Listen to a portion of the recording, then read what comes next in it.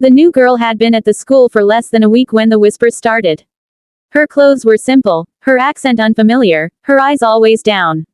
She tried to stay invisible, head low, books hugged tight to her chest, but bullies don't hunt loud targets. They hunt quiet ones. By Friday afternoon, they decided she'd had enough peace. It happened behind the gym, away from cameras and teachers.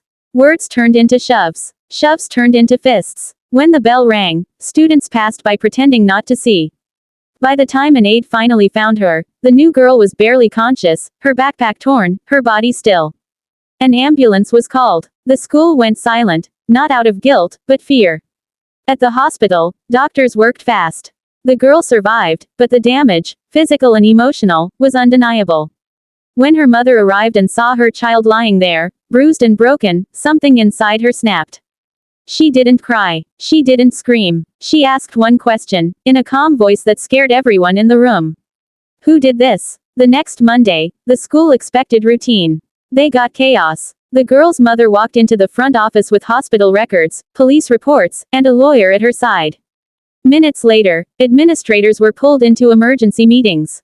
Classrooms were locked down, not for danger, but for investigation.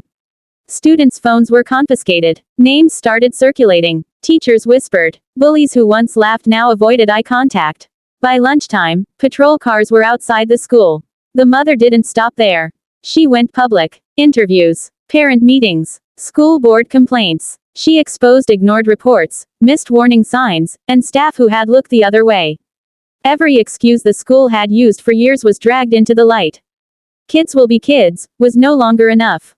Suspensions turned into expulsions. Expulsions turned into charges. Staff members were placed on leave. Policies were rewritten overnight. Anti-bullying assemblies were scheduled, not as performances, but as damage control. The school that had once protected bullies now scrambled to protect itself. Weeks later, the new girl returned, quiet, scarred, but standing. Her mother walked beside her through the hallway that once felt like a battlefield. The bullies didn't laugh anymore. They looked away. Some looked afraid. Others looked ashamed. One student whispered, "That's her mom, the one who shut everything down." And it was true. Because the real mistake wasn't bullying the new girl. It was underestimating her mother. When a system fails to protect a child, a parent's love can become a force powerful enough to shake an entire school.